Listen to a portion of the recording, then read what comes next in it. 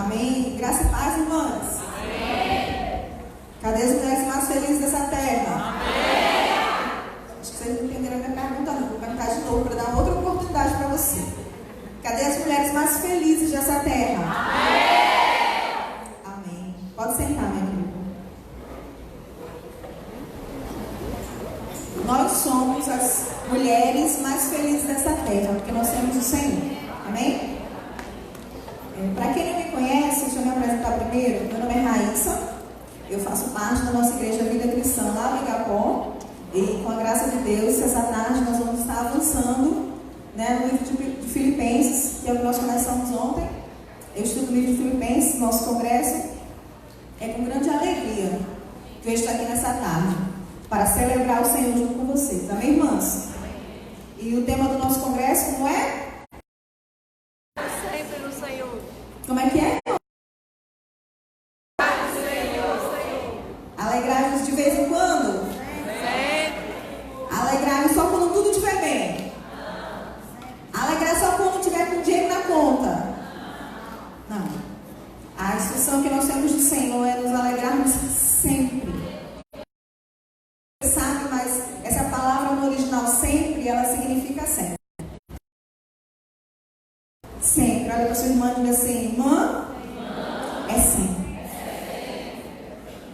A instrução que nós temos do Senhor é nos alegrarmos sempre no Senhor. Amém? Mesmo em meio às dificuldades, às adversidades da vida, nós temos uma certeza. Nós temos uma convicção de que nós não estamos sós, porque o Senhor está conosco. E esse é o motivo da nossa alegria. Amém? Estamos. Amém, irmãos? Então a gente vai estar dando continuidade a esse livro. Nós começamos ontem. O pastor Luciano ministrou para nós ontem a respeito de Filipenses capítulo 1. Ele deu uma introdução a respeito de como a igreja foi fundada. Ele falou a respeito lá em Atos capítulo 16, quando a igreja de Filipe foi fundada. E falando do capítulo 1, e é interessante que uma das ênfases do capítulo 1, abra aí sua Bíblia comigo lá em Filipenses.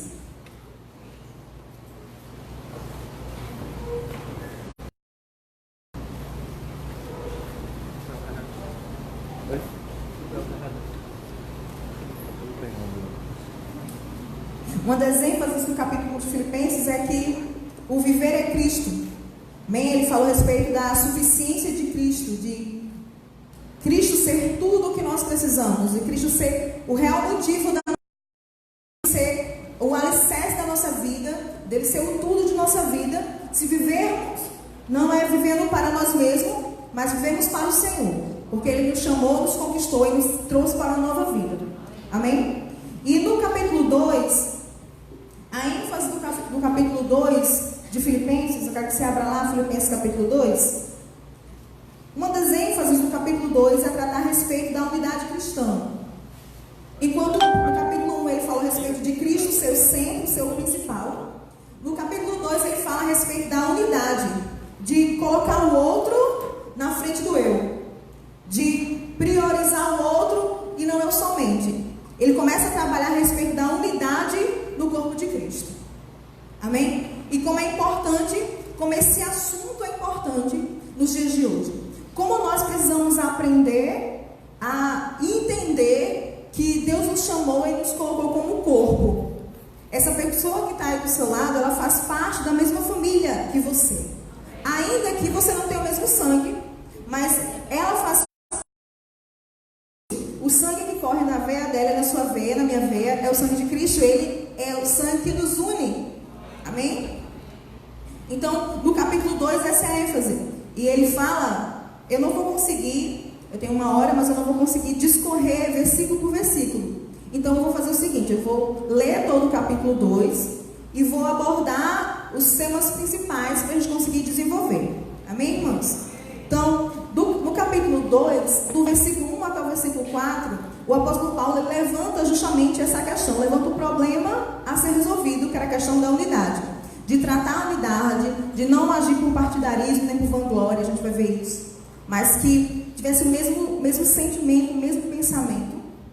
Do versículo 5 até o versículo 11, ele dá o exemplo de Cristo, ele mostra que Cristo que é o exemplo maior de humildade, de humilhação, e ele retrata isso falando a respeito do que Jesus fez, amém? Da humilhação,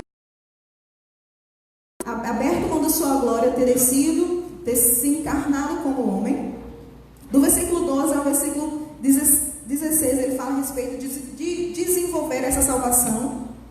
E do 16 até o 30, ele vai dar exemplo de 3 homens que fizeram a mesma coisa que Jesus, que se humilharam.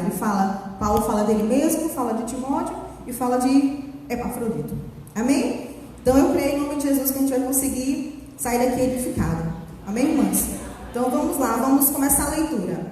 Filipenses, capítulo 2, a partir do verso 1, diz o seguinte: se há, pois, alguma exortação em Cristo, alguma consolação de amor, alguma comunhão do Espírito, se há entranhado misericórdias.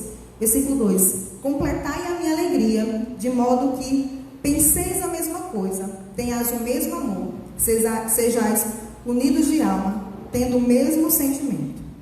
Nada façais por partidarismo ou vanglória, mas por humildade, considerando cada um os outros superiores a si mesmo. Não tenha cada um em vista o que é propriamente seu, senão também cada qual o que é dos outros. Tende em vós o mesmo sentimento que houve também em Cristo Jesus, pois ele, subsistindo em forma de Deus, não julgou como usurpação o ser igual a Deus. Antes, a si mesmo se esvaziou, assumindo a forma de servo, tornando-se em semelhança de homens e reconhecido em figura humana. A si mesmo se humilhou, tornando-se obediente até a morte e morte de cruz. Pelo que também Deus o exaltou sobremaneira e lhe deu o nome que está acima de todo nome, para que ao nome de Jesus se dobre todo o joelho, nos céus, na terra e debaixo da terra, e toda a língua confesse que Jesus Cristo é o Senhor, para a glória de Deus. Assim, pois, amados meus, como sempre obedecestes, não só na minha presença, porém muito mais agora na minha ausência, desenvolvei a vossa salvação com temor e tremor, porque Deus é quem efetua em vós tanto o querer como o realizar, segundo a sua boa vontade. Fazei tudo sem murmuração nem contenda, para que vos torneis irrepreensíveis e sinceros filhos de Deus, inculpáveis no meio de uma geração pervertida e corrupta, na qual resplandeceis como luzeiros no mundo, preservando a palavra da vida, para que no dia de Cristo eu me glorie de que não corri em vão, nem me esforcei inutilmente. Entretanto, mesmo que seja oferecido por libação, sobre sacrifício e serviço da vossa fé, alegro-me e com todos vós me congratulo. Assim vós também, pela mesma razão, alegrai-vos e congratulai-vos comigo. Versículo 19. Espero, porém, no Senhor Jesus mandar-vos Timóteo o mais breve possível, a fim de que eu me sinta animado também, tendo conhecimento da vossa situação, porque a ninguém tenho de igual sentimento. Sinceramente, cuide dos vossos interesses, pois todos eles buscam o que é seu próprio, não o que é de Cristo Jesus. E conheceis o seu caráter provado, pois serviu o Evangelho junto comigo, como filho ao Pai. Este, com efeito, é quem espero enviar. Tão logo venha eu, visto a minha situação. Versículo 24. E estou persuadido no Senhor, de que também eu mesmo brevemente irei. Julguei, todavia, necessário mandar até vós Epafrodito, por um lado, meu irmão, cooperador e companheiro de luta, e por outro, vosso mensageiro e vosso auxiliar nas minhas necessidades. Visto que ele tinha saudade de todos vós, e estava angustiado, porque ouvistes que adoeceu. Com efeito, adoeceu mortalmente.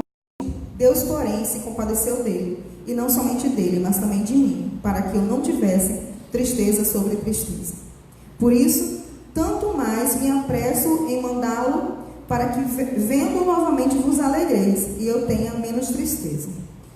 Recebei-o, pois, no Senhor, com toda alegria, e honrai sempre a homens como estes. Versículo 30.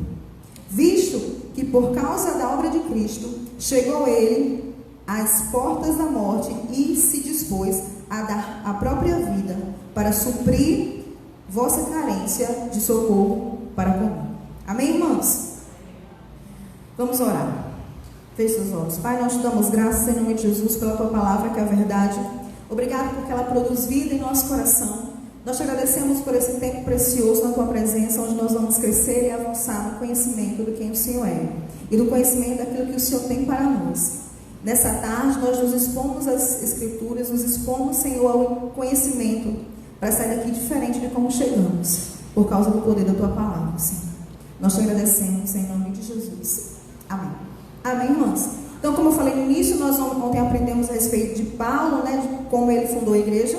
E aqui nesse capítulo 2 ele vai falar a respeito da unidade da igreja. E antes de começar propriamente no versículo 1, é interessante a gente observar que a unidade da igreja, ela não é algo que é produzido pelo homem. A unidade da igreja, ela é produzida por Deus. Deus é quem produz a unidade. A função do homem é permanecer, é desenvolver, é promover essa unidade, é permanecer nessa unidade. Amém? Paulo, ele levanta o questionamento aqui a respeito de pessoas que estavam se introduzindo na igreja e tentando causar divisões na igreja. E ele faz essa exortação, versículo 1, ele faz, a primeira coisa que ele faz, gostei dos efeitos especiais, né? Só para deixar mais emocionante. Pronto? Obrigada. E Paulo, a primeira coisa que ele faz aqui no versículo 1, ele diz: se há, pois, alguma exortação em Cristo. E essa palavra exortação em Cristo, ela diz respeito ao que Cristo faz conosco. Ele nos exorta, ele nos encoraja, ele nos levanta. Amém, irmãos? Ele acreditou em nós, ele nos chamou. Então, quando ele fala a respeito dessa exortação, ele diz: olha, Cristo nos exorta, ele nos levanta. Se existe essa exortação de Cristo, se você percebe que existe essa exortação de Cristo para com você, você pode fazer a mesma coisa com seu irmão.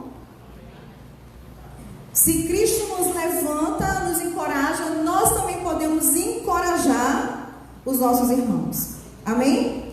Aí ele continua, se existe alguma consolação de amor. E quando ele fala dessa consolação, ele está falando esse amor que ele fala é o amor de Deus. A Bíblia diz que Deus prova o seu amor para conosco pelo fato de Cristo ter morrido por nós. Então nós sabemos que nós somos consoladas pelo amor de Deus.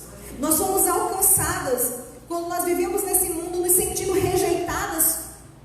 Muitas vezes, quando Deus nos encontrou, nós nos sentimos não amadas. E de fato, nenhum amor humano seria capaz de preencher o amor divino. Nenhum amor de homem, de pessoa, consegue preencher o amor que excede todo entendimento. É um amor que não tem a ver com o que eu faço ou deixo de fazer. É um amor que não tem a ver com os meus sentimentos, não tem a ver com a minha vida, com o meu proceder. Mesmo porque, se fosse depender do nosso procedimento, eu acredito que não tinha nenhum aqui. Começava com a pregadora da tarde. Mas nós somos alcançados, ele disse, há uma consolação de amor. Você foi consolado pelo Senhor, então você pode consolar o seu irmão. Você não tem desculpa para não amar o irmão, porque você foi amado. E nada, deixa eu te falar, nada que qualquer pessoa faça contra você, nada, vai chegar aos pés do que fizemos contra Cristo. Nunca ninguém vai nos ofender tanto como nós ofendemos a Deus. E ainda assim nós somos alcançados e consolados por esse amor. Então, se eu fui alcançado e consolado por esse amor, então eu posso amar e consolar o meu irmão. Amém? Ele continua. Ele diz, se existe alguma comunhão do Espírito, se há entranhados afetos de misericórdias. E é interessante que esses atranhados de afetos, eu estudando, esse afeto fala de um amor íntimo e pessoal, de algo muito profundo. Ele diz, se existe isso, Deus nos amou de forma íntima e profunda. Ele está dizendo que da mesma forma nós podemos e conseguimos amar aquele que está do nosso lado. Amém? Ele fala no versículo 2, olha, complete a minha alegria, de modo que vocês pensem as mesmas coisas, tenham o mesmo amor. No Oriente, essa palavra amor, ele fala de algo muito profundo. Que eu vísceras. Profundo, né? Imagina seu marido assim, minha filha, eu lhe amo como as minhas vísceras. Mas ele fala de um amor muito profundo. Eles tenham esse amor, sejam unidos de alma, tenham o mesmo sentimento. E que sentimento é esse? A gente vai aprender mais lá na frente, no versículo 5, que fala que é o sentimento que houve em Cristo Jesus. Amém? Ele diz, olha, não faça nada por partidarismo. Não faça nada por preferências, por privilégios. Não faça nada buscando aqueles que aparentemente são os mais próximos. Não, eles não tenham partidarismo com ninguém. Trabalhe em unidade. Não busque os seus próprios interesses. É isso que é não ter partidarismo. É visão de reino, visão de todo. Não é o que é meu, é nosso. Obrigada. Não é o que é meu, não é porque é meu, não haja por partidarismo. Eu tenho que viver, e a unidade ela é trabalhar que é necessário, que a gente não haja com esse partidarismo, nem por vanglória. E vanglória é uma das coisas que mais produzem, eu acredito, a divisão na igreja. O que é vanglória? É buscar a glória para si. Você já conhece gente que faz assim? É porque não sou eu que estou fazendo. Se eu estivesse fazendo ali, você ia ver como o negócio ia ficar. Você conhece alguém assim ou só eu?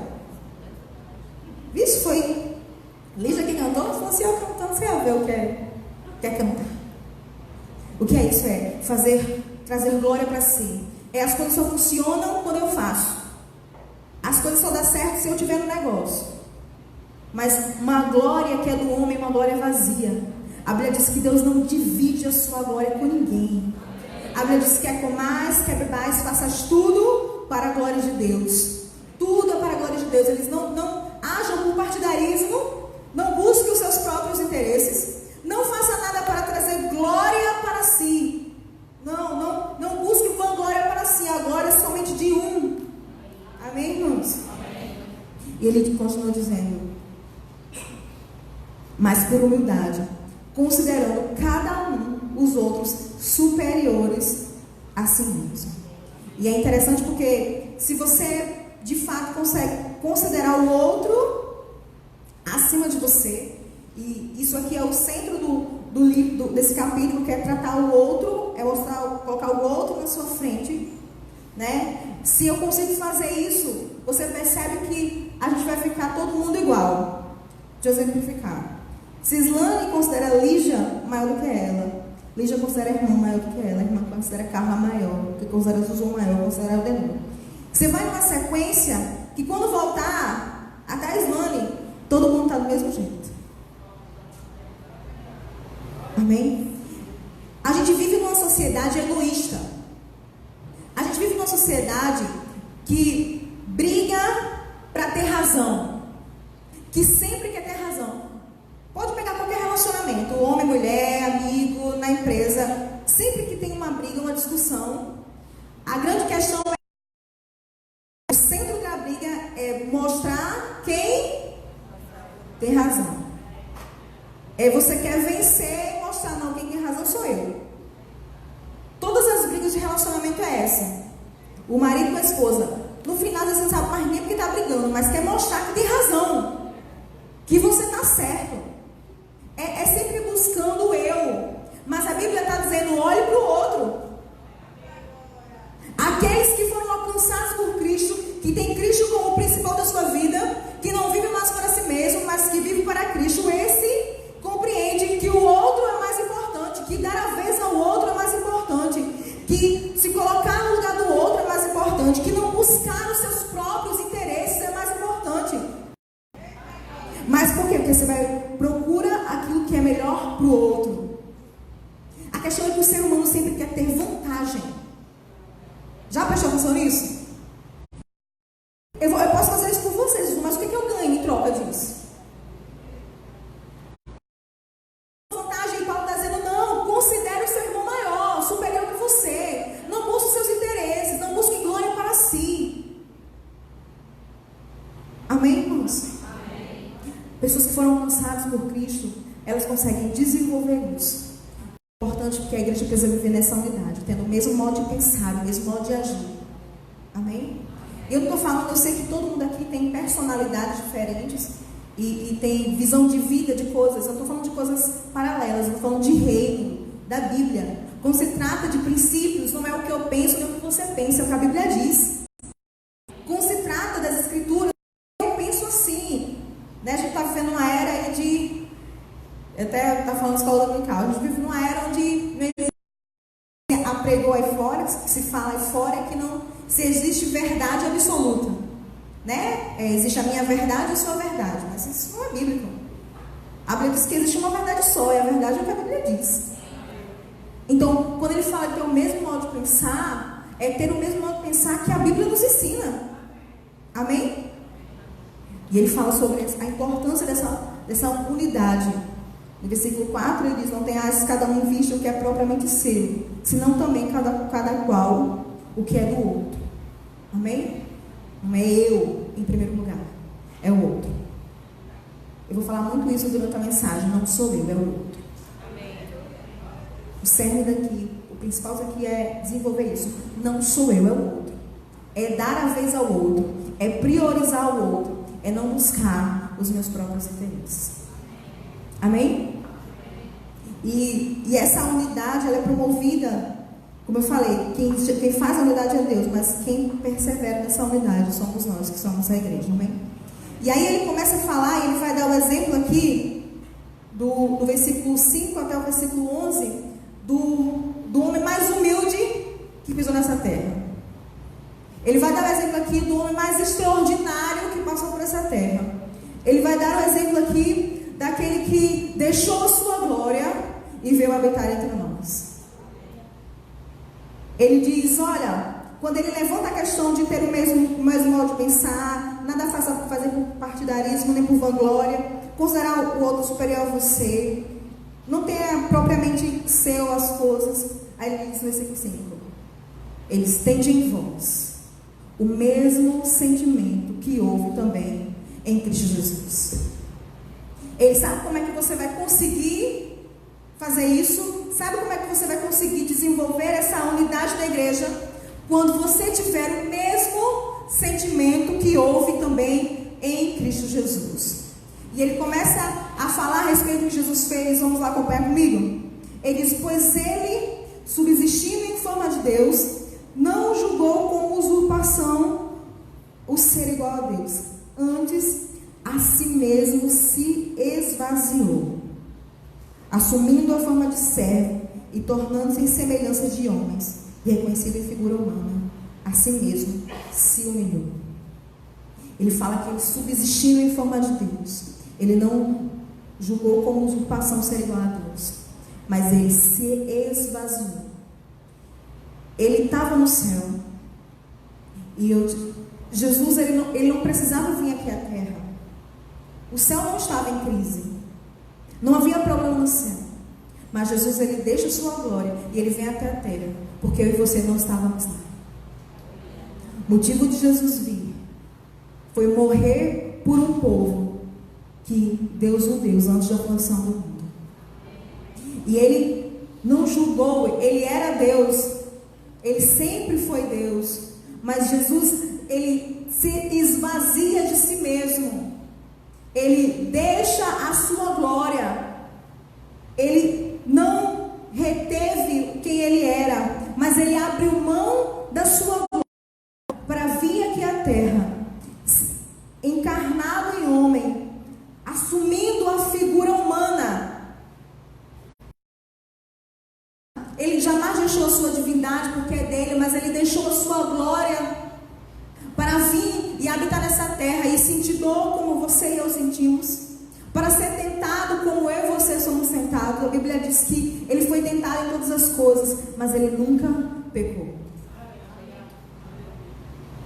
Ele se deixa, ele está dizendo assim, olha, se Jesus, que era glorioso, que estava no céu, que era o próprio Deus, se ele se esvaziou para poder vir aqui à terra, por não vamos conseguir nos esvaziar para conviver e para viver em unidade com os irmãos. Você está aqui comigo, irmão? Amém. Ele fala que ele abriu mão. E é interessante porque a gente vive aqui e na maioria das vezes a gente não quer abrir mão de coisas. Ou sou assim? Existem coisas que a gente não quer abrir mão. A gente quer sempre ter razão.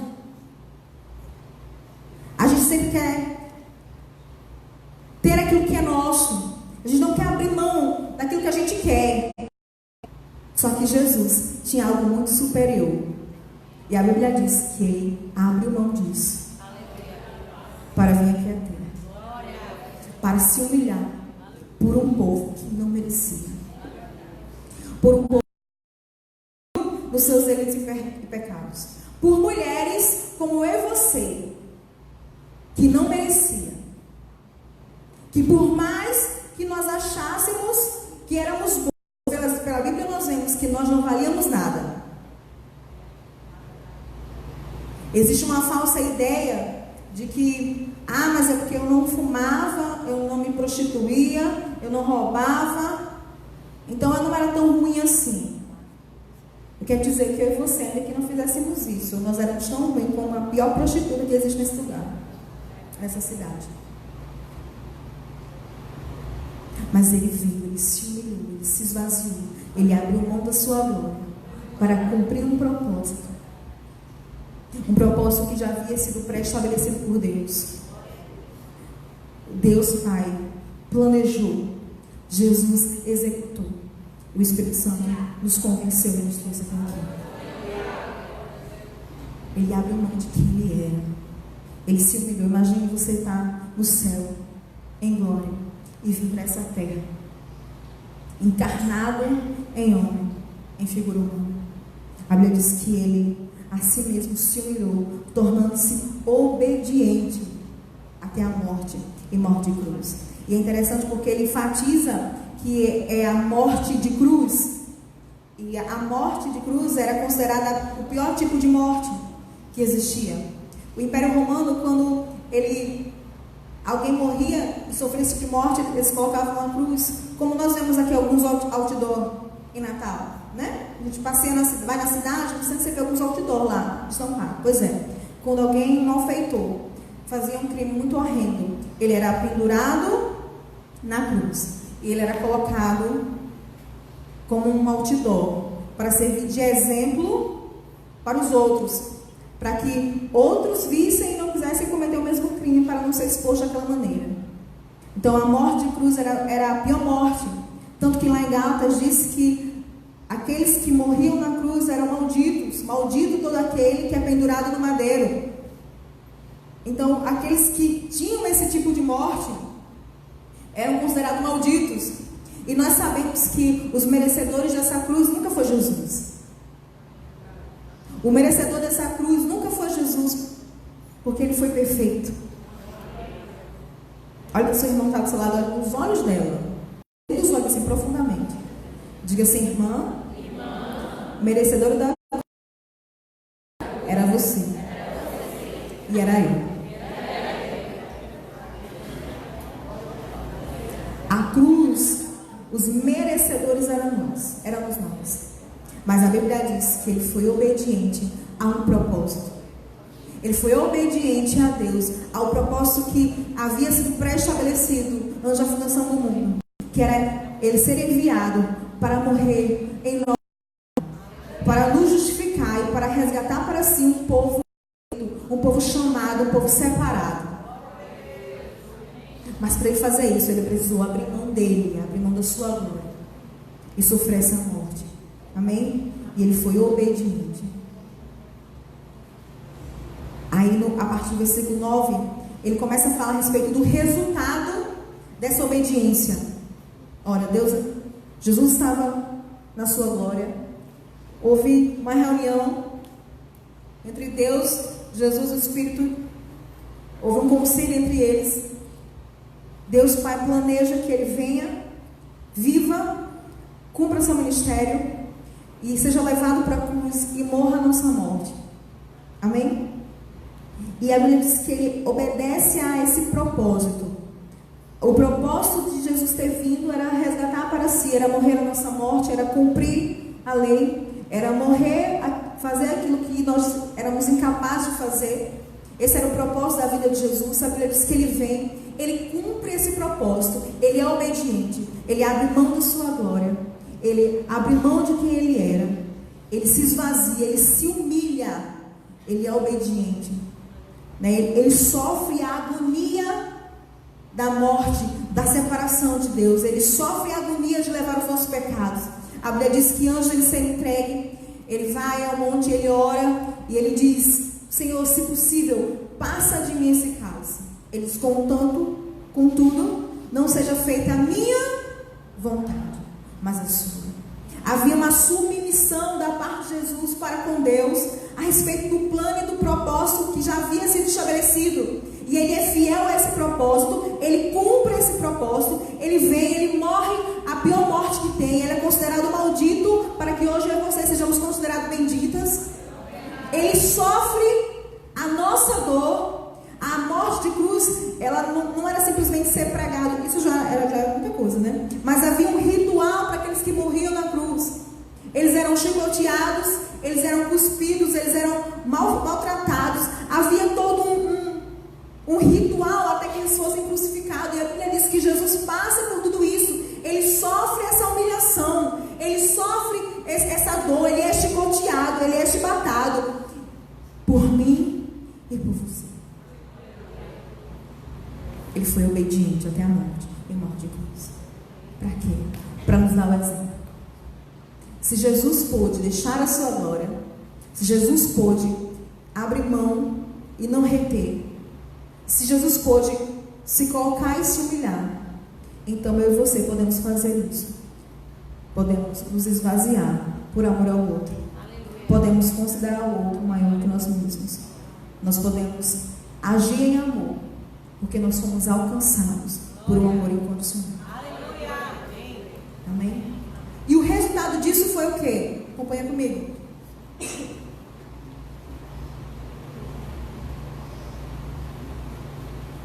O resultado disso está a partir do versículo 9, vamos continuar.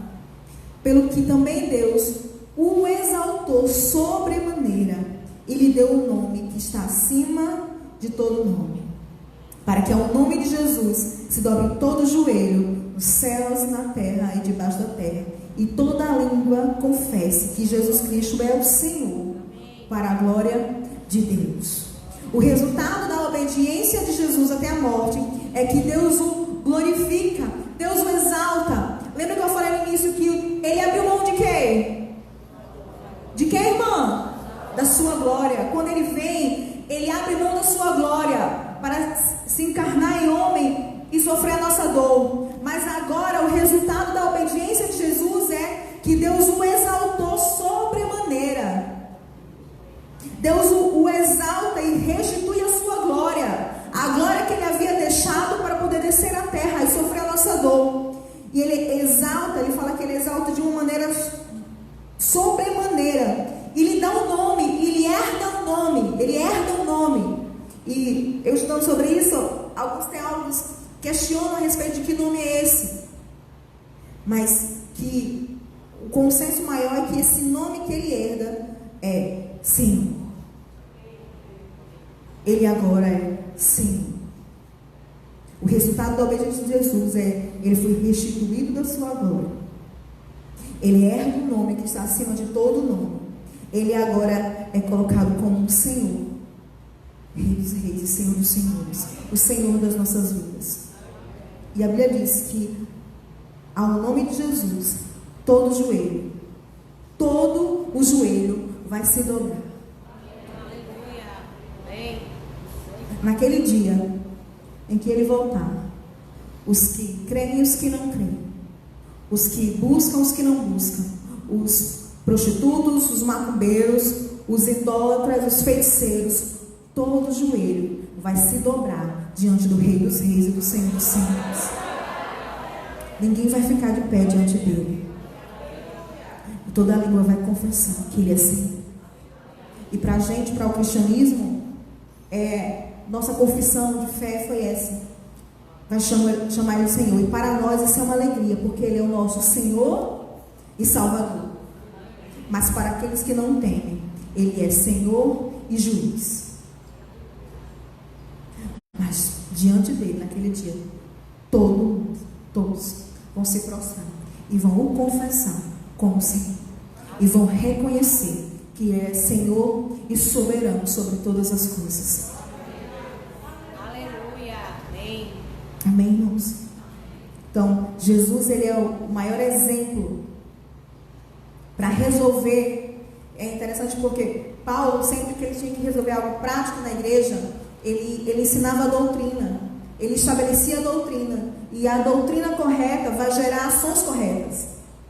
Esse capítulo ele é muito prático, ele é da vida prática. Então ele ensina princípios da palavra para que, através desses princípios aprendidos, a nossa prática seja transformada.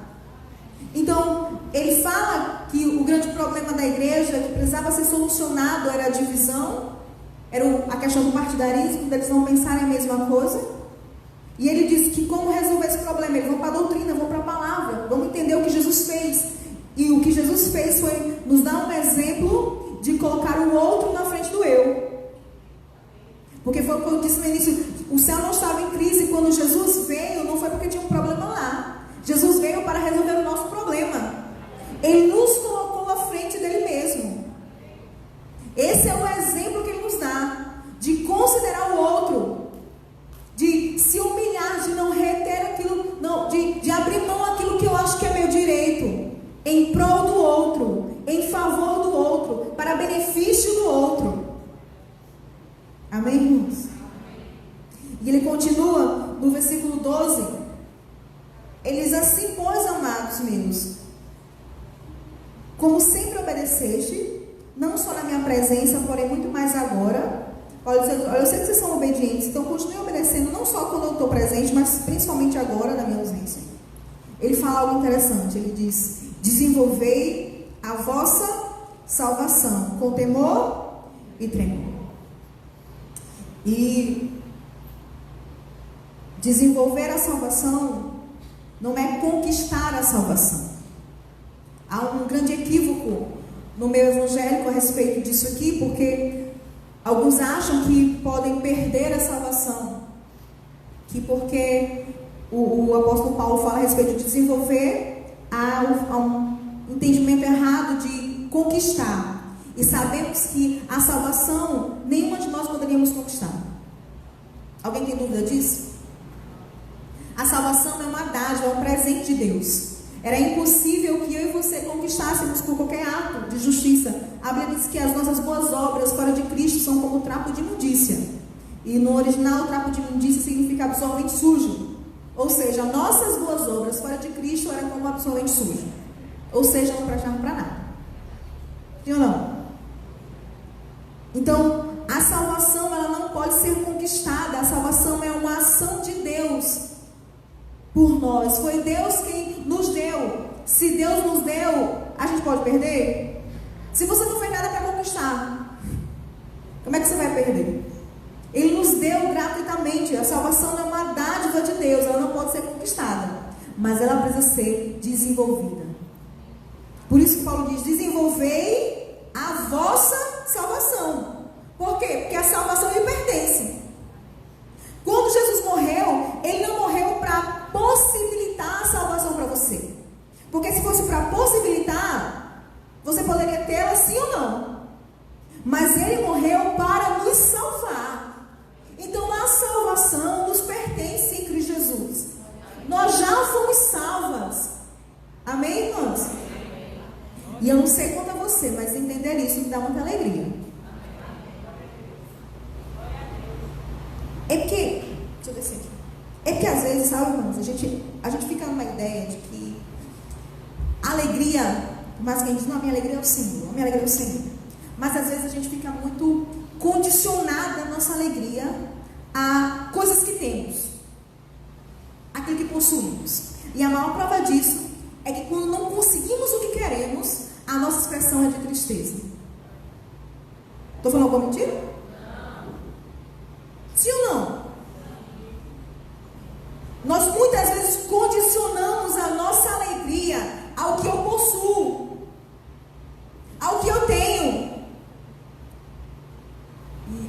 Engraçado que ontem foi sexta, né? Sexta. Sexta-feira lá no meu trabalho, a gente recebeu parte do 13º. E eu nunca vi aquele povo tão feliz. Foi tanta alegria, as meninas fizeram vídeo, gritaram, era uma festa de empresa que ela tinha pago, porque o dinheiro estava na conta. Primeiro uma olhou no aplicativo e disse, eita, caiu. Uma alegria baseada no que tem, porque uma hora antes o dinheiro não tinha caído na conta, então não estava muito feliz. Mas o dinheiro caiu na conta. Transbordou de alegria. O que é isso? A alegria de ter coisas. É a alegria de possuir coisas. Mas, minha irmã, eu e você temos aquilo que é mais precioso. Nós fomos salvas da ira de Deus. A ira que permanece no mundo, mas que nós somos livres dela. Minha irmã, nós estávamos fadadas ao inferno. Nós estávamos caminhando. Estava todas nós aqui, ó, sem exceção. Todas nós estávamos aqui, ó, caminhando para o inferno, caminhando para a perdição, até o dia que Deus disse vem, até o dia que Deus nos chamou, até o dia que Ele nos deu vida. A Bíblia diz que nós estávamos mortas em nossos delitos e pecados, mas Ele nos deu vida. E quando Ele te deu vida, Ele te chamou para si. Ele te livrou da morte eterna, da condenação eterna, do sofrimento eterno. Isso aqui é passageiro. Pessoas são passageiras, coisas são passageiras, dinheiro é passageiro. Hoje tem, amanhã tu paga as contas, tem mais R$1. Pessoas passam. Quantas pessoas já nos deixaram? Filho, você cria, mas ele vai embora. É a lei da vida. Ele não fica para sempre com você, não. Você pode até querer fazer um puxadinho em cima da sua casa, mas ele quer ir embora. Você também quis ir embora uma vez, né? Na casa dos seus pais? Filho vai embora. Marido pode deixar. Pode abandonar. O dinheiro pode acabar. Os amigos podem abandonar. Mas Deus permanece com você para sempre. Isso é o motivo da nossa alegria. O motivo da nossa alegria, minha irmã, não é ter coisas. O motivo da nossa alegria é saber que vamos viver eternamente com Jesus no céu. Paulo diz, se a minha alegria, se a nossa expectativa em Cristo se resume a essa vida, somos os mais infelizes de todos os homens. Se a nossa expectativa está aqui, minha irmã, a gente vai viver uma montanha russa de emoções. Um dia está bem, outro mais ou menos. Se basearmos a nossa vida aqui, porque tudo passa. Tudo passa. Mas Ele permanece. A expectativa de vida do brasileiro é 74 anos a 78, eu estava pesquisando. É a expectativa de vida do brasileiro. Eu te pergunto, o que é? Bota aí 80 anos para arredondar.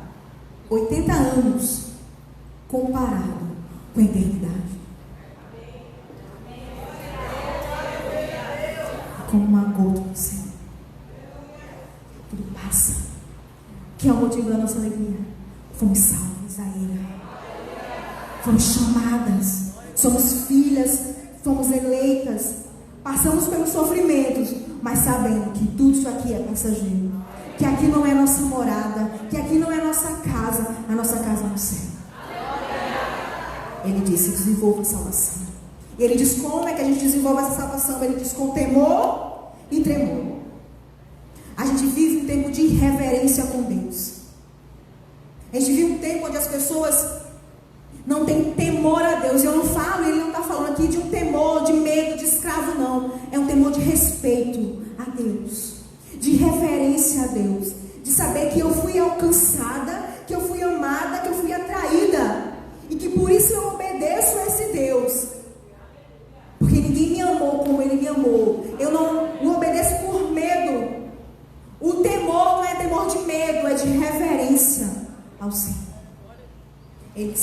Nós precisamos desenvolver essa salvação, temor e tremor. Versículo 13, porque Deus é quem efetua em vós, segundo a sua boa vontade, a ação de Deus em nos trazer, em nos atrair a Ele. Ele diz que foi Ele quem efetuou em nós o querer e o realizar.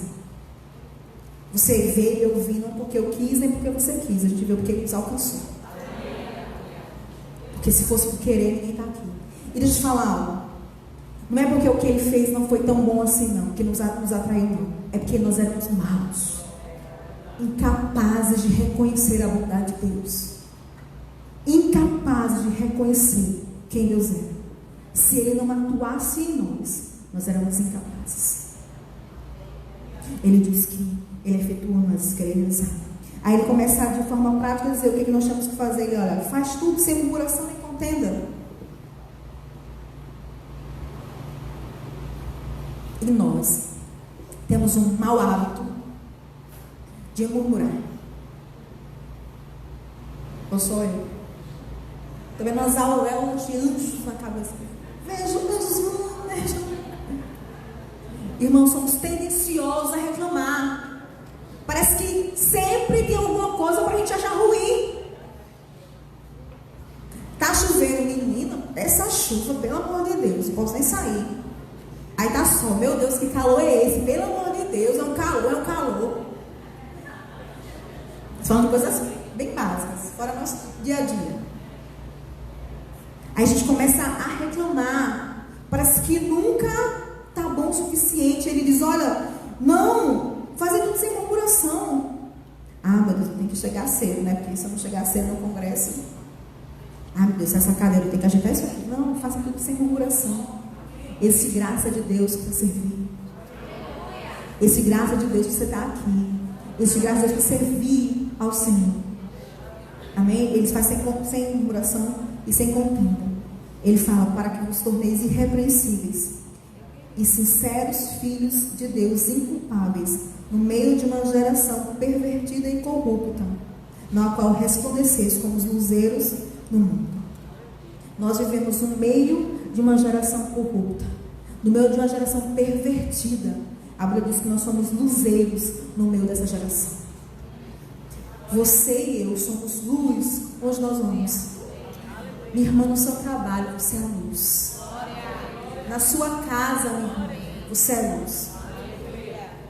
E deixa eu falar, não queria nem falar porque está gravado, os homens vão ouvir, mas irmãs, as mulheres, elas são tão importantes no lar, que se uma mulher está de mau humor dentro de casa, já percebeu como o ambiente fica? Parece que fica meio, o ambiente não fica legal, não é? Nós precisamos ser luz na nossa casa, sabe? A Bíblia fala sobre sermos mulheres amáveis, que a palavra que sai da nossa boca sejam palavras temperadas. Amém, irmãos?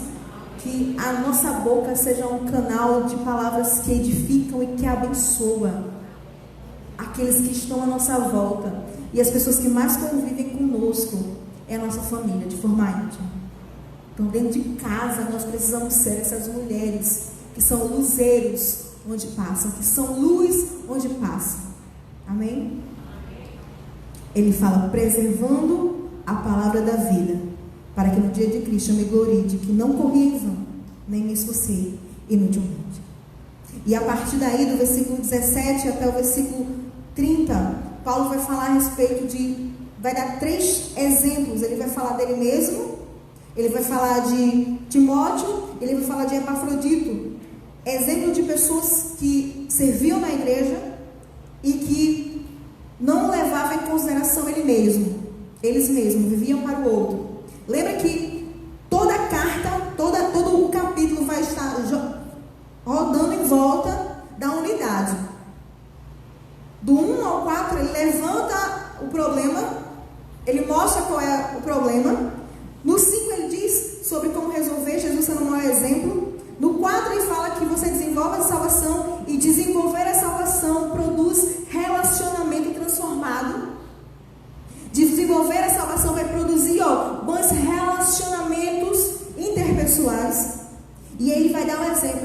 agora, você pode dizer assim, Jesus, é porque Jesus era Jesus, né? E ele começa então a dar o exemplo deles três. Primeiro no versículo 17, ele fala dele mesmo, ele diz: entretanto, mesmo que eu seja oferecido por libação sobre o sacrifício e serviço da vossa fé, alegro-me com todos vós, me congratulo.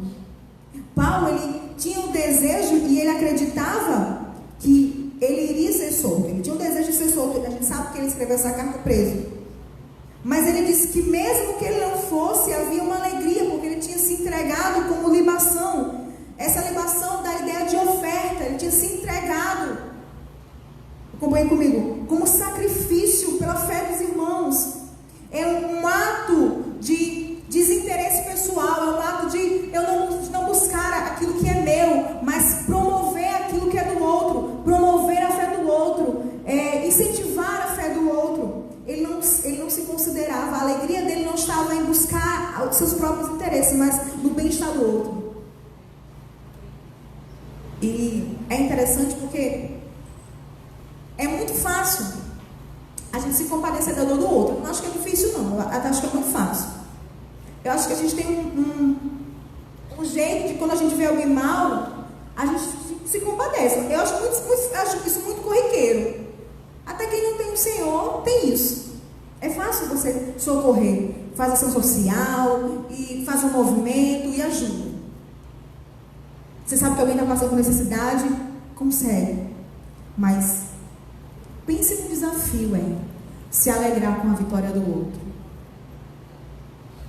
Se alegrar com o sucesso do outro, sem sentir inveja. Sem se questionar de por que comigo não. Mas Paulo diz que ele se alegrava com os irmãos, amém?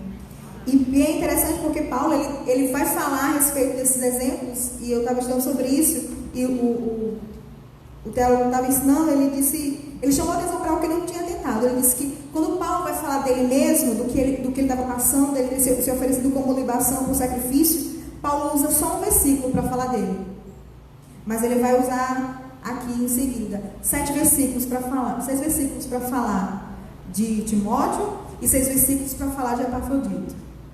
Ou seja, quando ele fala de si mesmo, ele não busca glória para si. Ele não gasta tempo demasiado em falar de si mesmo. Mas tudo em visão do outro. E aí ele começa, vamos lá para o versículo 19, já para a gente perder no final. Ele começa a falar de Timóteo.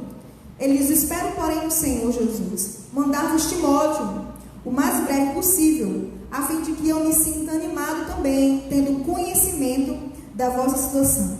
Porque a ninguém tenho de igual sentimento, que sinceramente cuide dos vossos interesses. Esse termo de igual sentimento, você não vai ver em nenhum outro lugar do Novo Testamento, esse termo. Ele dá a ideia de igual sentimento, é de ser como se ele fosse eu mesmo, que Paulo estava dizendo. Timóteo é como se fosse eu mesmo. Ele diz: eu nunca vi ninguém que tenha esse mesmo sentimento. Ele trata Timóteo como alguém singular, alguém especial, alguém diferente. Ele diz que ele tem sinceridade. E essa palavra sinceridade, no original, significa sincera. Antigamente, quando os oleiros iam fazer os vasos, e de repente tinha algum defeito, eles pegavam uma cera e passavam uma cera para disfarçar. Quando esses vasos eram vendidos e eles eram expostos ao sol, a cera saía e aí você conseguia ver o defeito. Então, quando alguém ia comprar o vaso, ele já dizia assim: eu quero um vaso sem cera, sem máscara, né? Sem camuflagem para disfarçar. Ele fala que o amor que Timóteo tinha, que o cuidado que Timóteo tinha era um cuidado sem cera, sem máscara, sem fingimento. Era verdadeiro, era sincero. Ele disse: olha, ninguém é como Timóteo para cuidar do seu interesse. ele diz no versículo 21, pois todos eles buscam o que é seu próprio, não o que é de Cristo. E aí o pastor Luciano pergunta emprestado, né, a minha parte, mas eu vou dizer de novo. Esse versículo 21 está ligado com o capítulo 1, 21. Volta um pouquinho. O capítulo 1, 21 diz, porque para mim o viver é Cristo e o morrer é lucro. Há somente duas formas de viver. Ou a gente vive para Cristo, ou a gente vive para os nossos próprios interesses. Não existe outra forma de viver. E o que Paulo diz é que Timóteo não buscava o que era propriamente seu, mas o que era de Cristo. Porque o nosso viver é Cristo. Ele fala que ele tinha, versículo 22, um caráter provado. Ele já tinha provado o seu caráter. Ele era alguém experimentado. Ele era alguém que não tinha o que falar dele. Ele fala que ele serviu o Evangelho como filho ou pai, com sinceridade, com amor, buscando o que era interesse do outro. Amém? E aí ele começa mais na frente a falar de Epafrodito. Vamos continuar, versículo 23. Este com efeito é quem espero enviar, tão logo tenha eu visto a minha situação, e estou persuadido no Senhor de que também eu mesmo brevemente irei. Julguei todavia necessário mandar até vós Epafrodito, por um lado meu irmão, cooperador e companheiro de luta, e por outro vosso mensageiro e vosso auxiliar nas minhas necessidades. Ele começa a falar de Epafrodito, e ele dá algumas características de Epafrodito. Ele diz que ele era irmão, cooperador e companheiro de luta.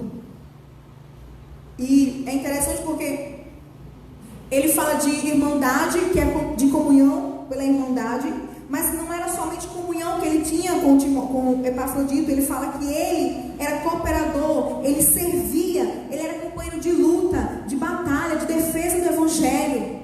Eles perseveravam na doutrina, eles eram firmes no Evangelho, eles eram companheiros. Não era só comunhão. E aí ele traz um equilíbrio. A vida não é viver somente de comunhão, mas a comunhão ela vai produzir em nós um desejo de serviço.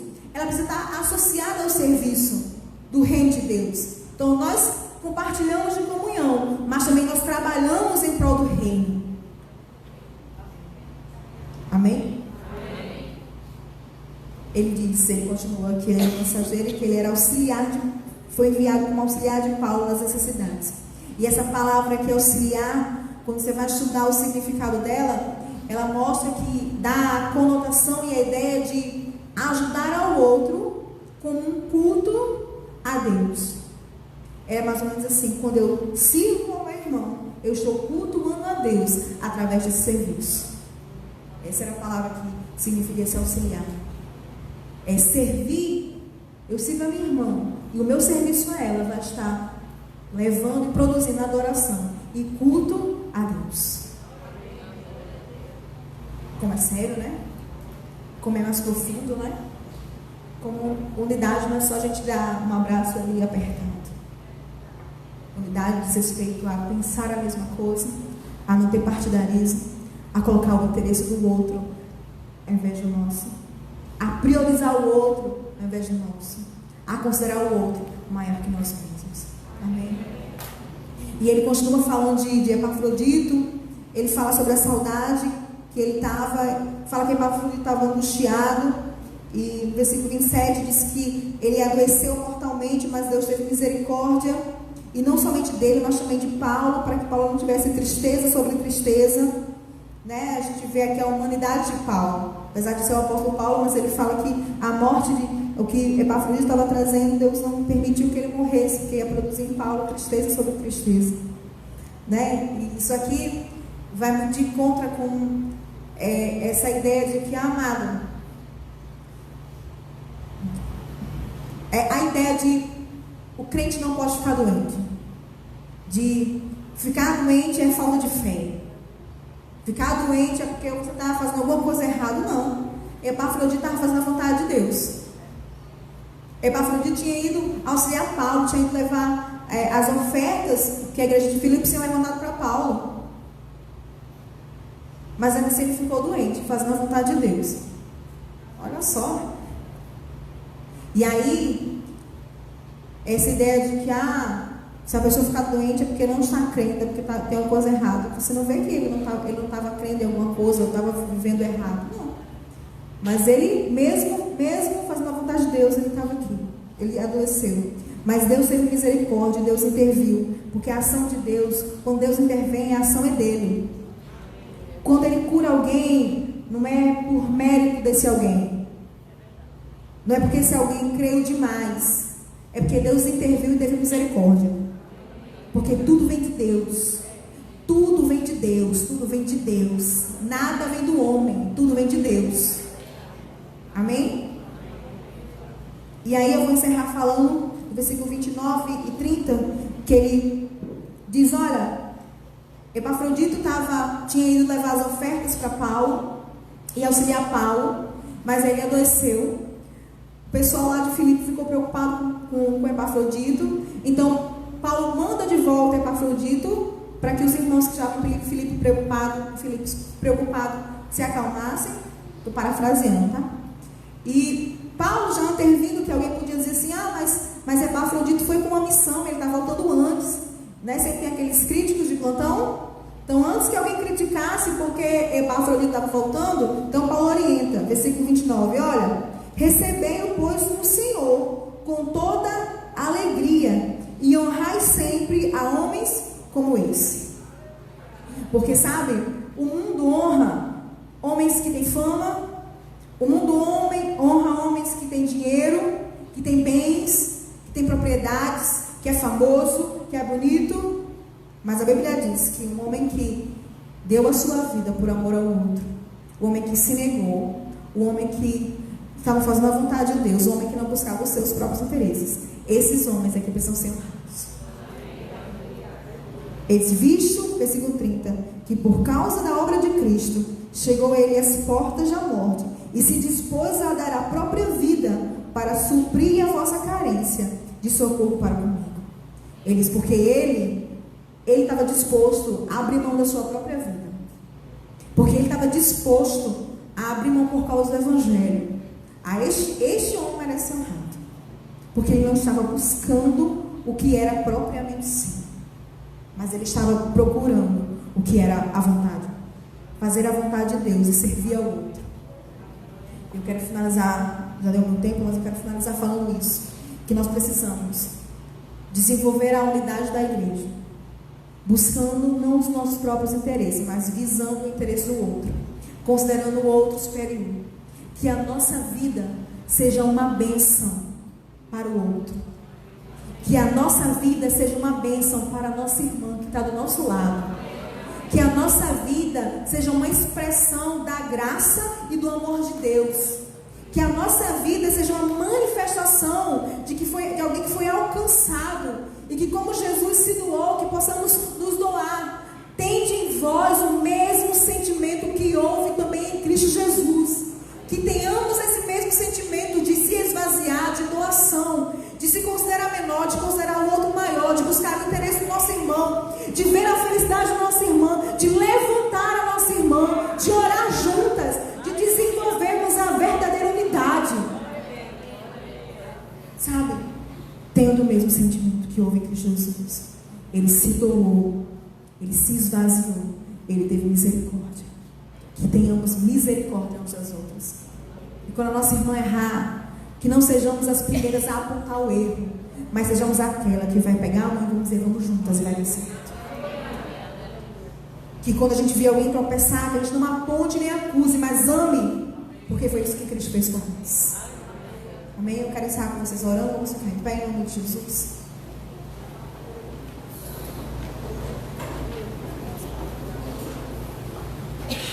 Não ora sozinha, não. Faz o seguinte: procure uma irmã que você não conhece, porque ela também é sua irmã em Cristo. Procure uma irmã que você não conhece, e eu quero orar junto. Amém?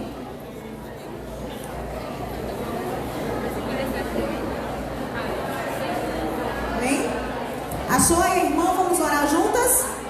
Vamos orar, vamos levantar umas às outras, vamos viver o Evangelho. Vamos viver o Evangelho, irmãs. O Evangelho é isso. Vamos orar? Pai, em nome noite, Pai. Nós oramos, Senhor, pela vida umas das outras, Senhor. Sim, Pai, encorajando umas às outras, Senhor, levantando umas às outras. Que o Teu amor, Pai, seja triunfante na nossa vida. Que o Teu amor que já foi derramado em nosso coração possa superabundar e alcançar, Senhor, as nossas irmãs. Que nós possamos viver a Tua palavra, Senhor, desenvolver a nossa salvação com temor e tremor. Que a gente consiga, Senhor, considerar a nossa irmã, Senhor, maior e superior. Que não vivamos buscando os nossos próprios interesses, mas buscando o interesse que é do outro. Que a gente não busque aquilo que é propriamente nosso, mas aquilo que é do nosso irmão, Pai, em nome de Jesus. Que esse amor venha aumentar mais e mais em nosso meio, Senhor, com toda sabedoria e todo entendimento. Que a gente possa, Senhor, se compadecer. Sim, que como um corpo a gente possa avançar pela defesa do Teu Evangelho. Sim, Pai, que como mulheres unidas em um só propósito, um só pensamento, o mesmo modo de agir, Senhor, possamos avançar naquilo que o Senhor tem para nós, Senhor. Em nome de Jesus, Pai, aquelas que estão desanimadas, aquelas que estão com vontade de desistir, que o Senhor possa nessa tarde fortalecê-las em nome de Jesus, fortalecer o coração delas, levantar o coração delas, para que elas possam perseverar, para que elas possam avançar nos Teus planos, para que elas possam cumprir o Teu propósito, porque os Teus planos e os Teus propósitos, Senhor, irão se cumprir na vida delas em nome de Jesus. Essa é a nossa oração nessa tarde. Que a gente avance no amor que o Senhor derramou no nosso coração. Que a gente avance no conhecimento. Que a gente avance na Sua vontade, Pai. Que é a alegria que nos alcançou. É a alegria da salvação. Obrigada porque nós somos alcançados, Pai. Em nome de Jesus. Amém, irmãos? Dá um abraço aí na irmã que você orou com ela.